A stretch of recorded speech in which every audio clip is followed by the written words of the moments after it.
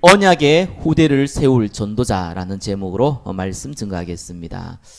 이 본문은 요한복음 마지막에 나오는데 이유가 있죠. 많은 분들이 이 본문을 해석하는데 강조 포인트가 의외로 다르신 분들이 많이 있더라고요. 그 중에서 굉장히 제가 감동받은 두 가지 설교가 있었거든요. 하나는 이 사랑에 대한 단어였어요. 예수님께서 이렇게 물었죠. 네가 나를 사랑하느냐. 첫 번째, 두 번째 네가 나를 사랑하냐 할 때 이 사랑은 원문에 보면은 아가파오라고 나옵니다. 하나님에 대한 사랑이지요.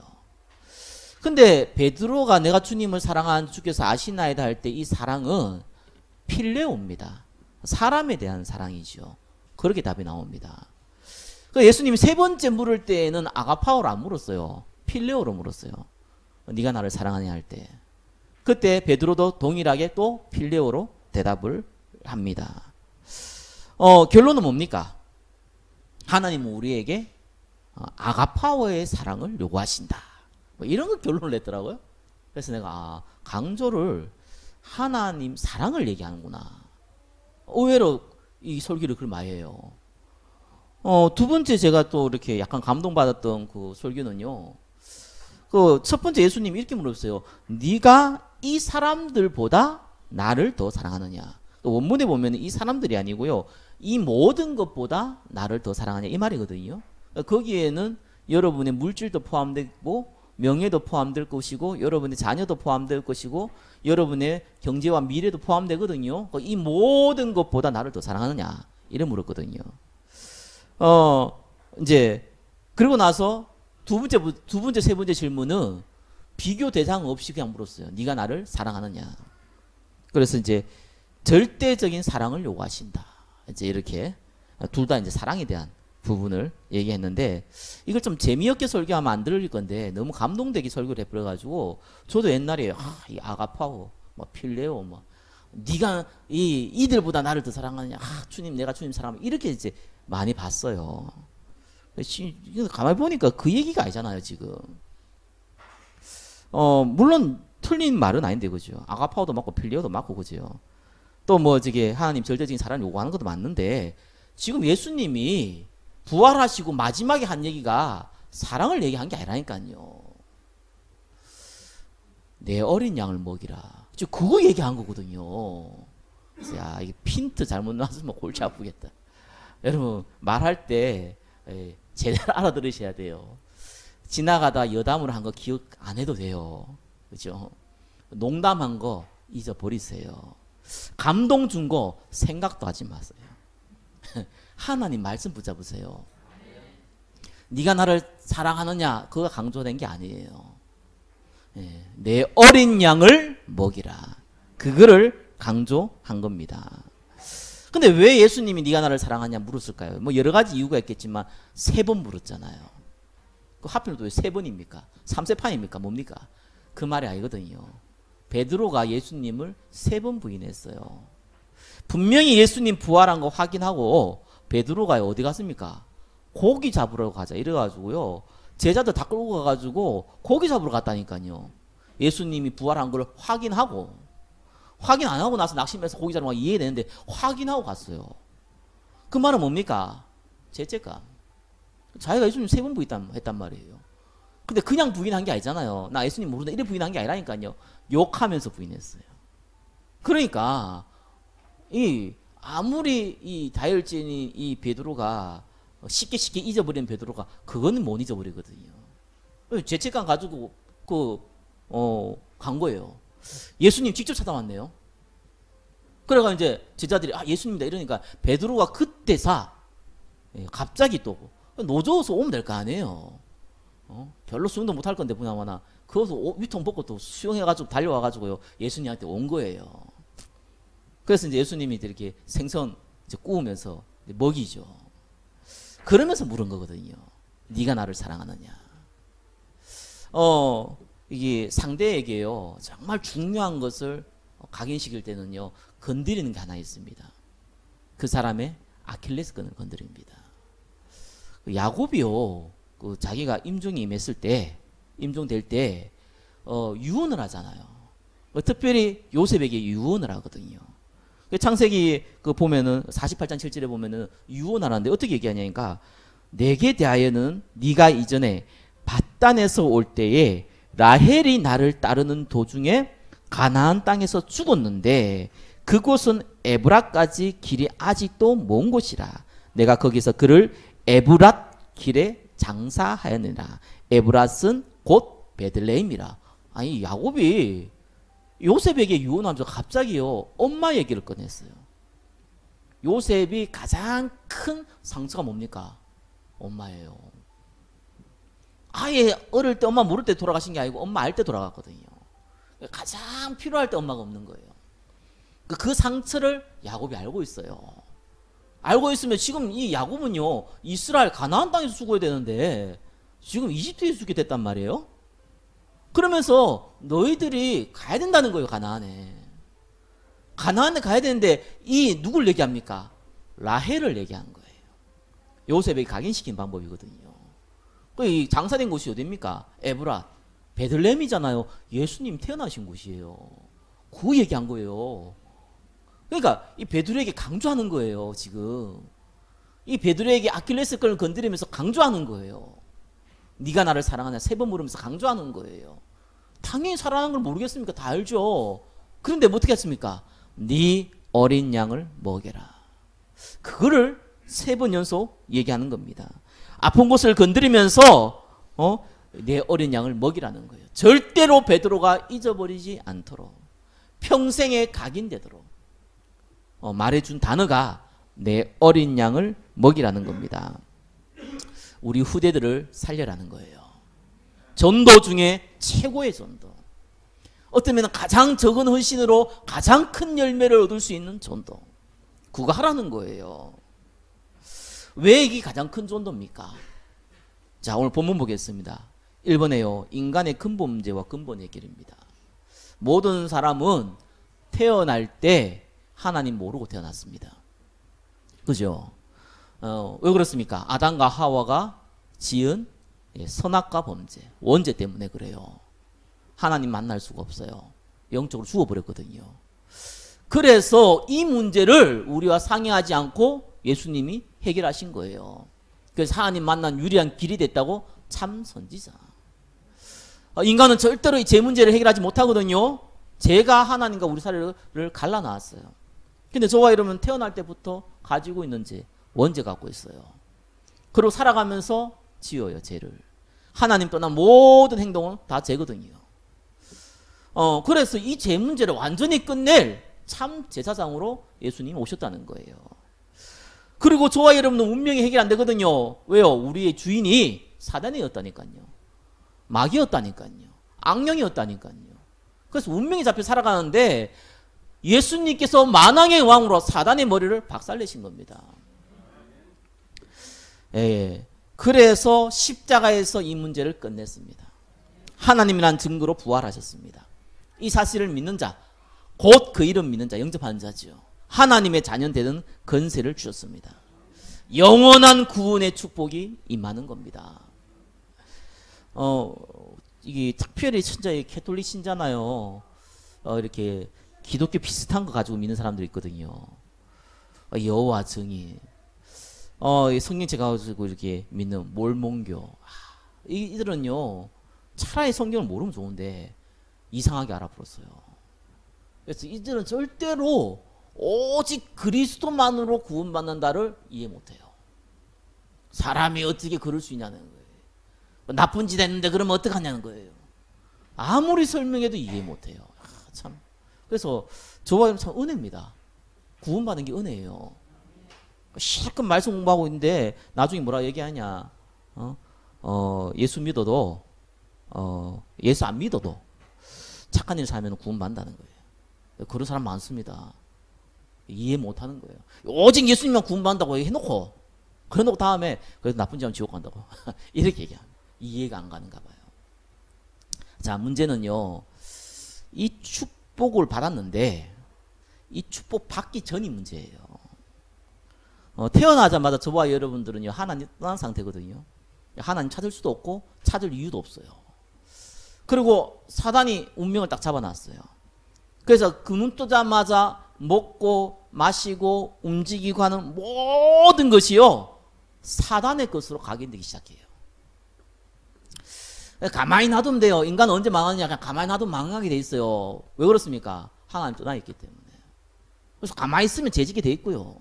가만히 있으면 망하게 돼 있다니까요. 나 중심, 물질 중심, 성공 중심으로 계속 가요. 모든 삶이 사단이 준 문화와 배경과 섞이게 돼 있어요. 그러면서 육신적인 안목의 정욕, 이생의 자랑 달려가게 돼 있어요. 이 정도는 괜찮은데 그러다가 어느 날 영적 문제 와요. 중독돼요. 뭔가에 중독돼서 빠져나오지를 못해요. 정신질환 와요. 남에게 말 못하는 시달려요. 자, 이러니까 어떤 일이 벌어집니까? 저와 여러분들이 구원받는 건 은혜거든요. 구원은 받았는데 사용할 수가 힘들어요. 디모데전서 2장 20절 21절에 보니까 큰 집에는 금 그릇이 있고 은그릇도 있고 나무 그릇도 있고 질그릇도 있다 그랬습니다. 예, 귀하게 쓰이는 것도 있고 천하게 쓰이는 것도 있어요. 중요한 것은 자기를 깨끗하게 하면은 귀히 쓰는 그릇이 된다라고 나와 있습니다. 아무리 금 그릇이라도 여기에다가 개밥 갖다 놓으면 사용하기가 좀 그렇거든요. 그죠? 여기에 쓰레기 담아 놓으면 사용하기가 그래요. 그래서 하나님은요, 저와 여러분을 은혜로 구원을 시켜놓고 사용하시려니까 작업이 필요한 거예요. 왜냐하면 여러분의 그릇에 다른 게 많이 들어와 있어요. 뭐 큰 그릇, 작은 그릇 괜찮은데, 금 그릇, 은 그릇 괜찮고, 질 그릇도 다 괜찮은데, 문제는 쓰레기가 들어와 있어요. 이걸 바꾸려니까 시간이 좀 걸려요. 그죠? 그러니까 막 어떨 때는 막 하나님께서 이제 뭐 질병도 주고, 그죠? 영적 문제도 주고, 막 사고도 나게 만들고, 막 이 오만 풍파 막 다 겪게 만들고, 그죠? 그러다 또 너무 죽을 것 같으면 또 막 위로해주고, 막 경주도 좀 주고, 막 이렇게 피할 기도 줬다가 막 그랬다가 또 막 이렇게 고통 주고 왔다 갔다 시키거든요. 왜요? 그리스도 못 바라봐요. 너무 오랫동안 다른 거 각인돼 있어요. 그러니까 하나님이 쓰기가 힘든 거예요. 근데 분명한 거는요, 모든 민족에게 복음 증거되어져야지만 예수님 재림하고 그건 하나님의 절대적인 계획이거든요. 근데 언제든지 중간중간에 사단이 어떤 작업을 합니까? 이걸 못하게 하잖아요. 그래가지고 언약을 다 놓치게 뿌리 만들어요. 예수 믿는데, 교회 다니는데 사실상 관심 없는 거예요. 그러면은 그 사람들이 문제가 아니라 그 자녀들이 문제거든요. 이제 교회까지 이제 떠나게 만들어져요. 이러면은 재앙이 오잖아요. 그때부터 본격적인 재앙이 오거든요. 언제든지 시대는 그랬거든요. 그래서 어떻게 하시냐, 하나님이. 하나님이 한 방법이 있다니까요. 저와 여러분들이 모든 근본 문제를 해결해 놓고, 그 다음 한 방법이 있어요. 두 번째입니다. 재앙 시대를 막는 하나님의 방법이에요. 뭡니까? 먼저 저와 여러분을요, 복음 회복하게 만들어요. 뭐 전도한다, 선교한다, 뭐 치유한다, 뭐 그런 거 이전에 신앙 고백하도록 만들어요. 베드로가 얘기했죠. 뭣도 모르고 주는 그리스도시요 살아계신 하나님의 아들이십니다. 나중에 예수님 십자가에 죽는다고 하니까 죽지 말라 그래가지고 이 사단아 뒤로 물러가라 이렇게 요것도 뭐도 신앙 고백하긴 했어요. 저와 여러분들이 신앙 고백하게 만든다니까요. 우리의 모든 문제를 십자가에 끝냈습니다. 아멘. 이 돈은 언제 어떻게 벌지? 이렇게 하면서도 그래서 또 이렇게 교회 오면 고백한다니까요. 예, 그리스도께 모든 걸 맡깁니다. 이놈 자식이는 교회도 안 오고 어디 갔냐 이렇게 얘기하면서도, 그러면서도 걱정하면서도 신앙 고백하게 만들어요. 그게 하나님이 방법이거든요. 그리고 그래 내 능력으로 되는 게 아니다. 하나님 나라가 임해야 된다. 이게 혈육의 싸움이 아니다. 영육의 육적인 싸움이 아니다. 이거는 하늘에 있는 정사와 건세자 이 악의 영들에 대한 싸움이다. 하나님의 나라가 임하는 게 하나님의 방법이다. 깨닫게 만들어요. 그렇게 살든지 못 살든지 그렇게 기도하든지 안 하든지 간에 깨닫게 만들어요. 은혜죠. 그래 나는 비록 가진 거 없지만 오직 성령의 능력으로 증인될 것이다. 그게 하나님의 소원이다. 뭐 그렇게 못 살아도 상관없는데 깨닫게 만들어요. 그게 회복입니다. 저와 여러분들은요 회복만 해도 돼요. 아야 그래도 뭐 세상 가면 또 뭐 이렇고 저렇고 다 무너지고 엉망인데 상관없어요. 하나님은 그렇게 여러분을 대단하게 쓰려고 부른 게 아니라니까요. 여러분 자녀가요, 여러분 어린아이가요, 여러분 품속에서 엄마 젖 먹으면서 기뻐하고 즐거워하는 것이 부모의 행복이지, 이 아이 갑자기 2살밖에 안 돼 일어나가지고 엄마도 고생하고 아빠도 고생하는데 내가 지금 돈 벌어 와야 되지 않겠냐 이래버리면은요 진짜 곤란해집니다. 능력의 하나님께서 여러분이 뭘 하는 걸 가지고 기뻐하고 뭘 안 한다고 슬퍼하고 그 하나님이 아닙니다. 그래서 영적으로 회복하게 만들어요. 그렇죠? 문제는 한계가 많죠. 오래된 각인들, 어떤 오래된 삶의 이 틀들, 문화의 배경들, 그리고 여러분들의 습관들 사실은 바꾸기 어렵습니다. 그래서 하나님이요 저와 여러분을 통해서 누구를 세웁니까? 어릴 때부터 영적으로 복음의 각인된 우리의 후대들을 세우기를 원하는 겁니다. 정말 여러분이 전도와 선교 쓰임 받으려면요 이것만 해도 돼요. 다른 거 안 해도 돼요. 할 필요도 어떤 면 없어요. 이것만 해도 돼요. 그래서 다른 것이 각인되기 이전에 하나님의 말씀으로 언약으로 각인시키는 거예요. 그러면 희한합니다. 반드시요 2분의 3분 일어나요. 이 시대에 서밋은 많아요. 성공자 많아요. 재벌 많아요. 전 세계에 237개인데 그보다 더 나라가 많거든요. 대통령도 많아요. 예, 장관도 더 많아요. 예, 국무총리도 많고요. 예, 수두룩합니다. 뛰어난 사람은 수두룩합니다. 하나님이 관심 없어요. 예, 하나님이 관심 있는 사람은 그 사람들이 아니거든요. 시대를 그들을 바꾸는데 바꾸기 어떻게 바꿉니까? 재앙으로 가도록 바꾸잖아요. 시대가 멸망하도록 바꾼다니까요. 전쟁 일으킨다니까요. 하나님은 살리기를 원하시거든요. 복음 증가하기를 원하거든요. 요셉과 같이 다윗과 같이 강성해 가면서 전 세계에 하나님 살아계신 증거를 보이기를 원하시거든요. 그 사람을 불러요. 복음으로 시대를 바꾸는 서밋을 그 중에서 하나님이 꺼내내요. 바울이요 로마서 16장의 일꾼들과 함께 이 전도자의 축복을 누렸어요. 전도 많이 했을 것 같습니까? 그때 당시에. 그래서 제가 볼 때는 그렇게 많은 인원이 전도된 거 아닌데요. 오늘날보다도 훨씬 인원이 적을 건데요. 근데 하나님이 이들에게요 복음을 회복하도록 만들었어요. 그거 하고 끝났어요. 사실상 복음을 회복했는데 그 다음에 잘 돼야 될 거 아니에요. 바울 순교당했어요. 로마서 16장 대부분 사람들 순교당했어요. 그리고 그때 이후로 300년 동안 핍박이 일어났어요. 아니 전도자들이 일어나고 언약을 회복했는데 그 다음엔 축복받아야 되는데요. 안 그랬어요. 오히려 더 큰 핍박이 일어났어요. 그런데 이 핍박이 일어나니까 복음 받아줄 사람이 노예들밖에 없는 거예요. 그래서 기독교를 노예 종교라고 했다니까요. 이 로마 사람들이 다 힘이 있으니까 전부 낮에는 놀러 가고 어디 가거든요. 아이들밖에 없는 거예요. 근데 이제 이 노예들 중에 똑똑한 사람을 세워가지고요 몽학성생을 만들었어요. 가정교사로 만들었어요. 이제 이들이 예수 믿는 사람들이거든요.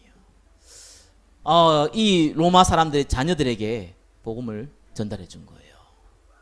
한 몇백 년 흘러버리니까요 이게 이제 언약 가진 후대들이 쫙 올라오는 거예요. 그 중에 뛰어난 장군, 뛰어난 정치인, 뛰어난 학자들, 이 중에 이제 언약 가진 사람들이 나온 거예요. 서밋이 나온 거죠. 여러분 콘스탄틴 황제가요 예수 믿은 게 아니라니까요. 이 황제가 가만 보니까요 주변에 힘 있는 모든 신하들이요 예수 믿고 있는 거예요. 가만 보면 자기 생명, 이게 정치 생명이 이들의 좌우지우지 되는데 이거 건드렸다가는 자기가 정치 생명이 끝날 것 같거든요.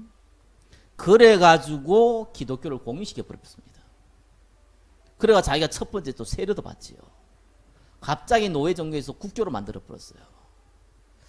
이렇게 응답이 옵니다. 여러분들이 예수 믿어가지고 기도한다고 갑자기 싹 다 바뀐다? 사기꾼이 빨리빨리 눈치채기 때문에 그걸 못하게 딱 막았어요. 그래서 하나님이요 시간을 두고 움직이신다니까요. 여러분 후대를 키우는데 이 아이들이 정말 언약으로 잘 큰다, 그것도 감사한 일이지만 안 그럴 수도 있어요. 상관없어요. 반드시 그 가운데 하나님이 쓰실 서밋을 세웁니다. 그리고 시대를 바꿉니다. 그게 하나님 방법입니다. 자, 그래서 저와 여러분이 진짜로 해야 할 일이 있습니다. 언약이 발판이 돼야 되는데 진짜로 해야 될 일이 있습니다. 제목이요, 언약의 후대를 세운 전도사입니다. 뭐 전도자라 그러니까 여러분들이 뭐 밖에 나가면 막 복음 전하자, 그 사람을 얘기하는 줄 압니까? 아니에요. 여러분을 얘기하는 겁니다. 지금 언약 가지고 있는 사람이 전도사예요. 언약을 전달하고 못하고 그건 시대에 따라 상황에 따라서 그랬을 때 다 틀려요. 언약 가지고 있는 저와 여러분들이 전도사입니다.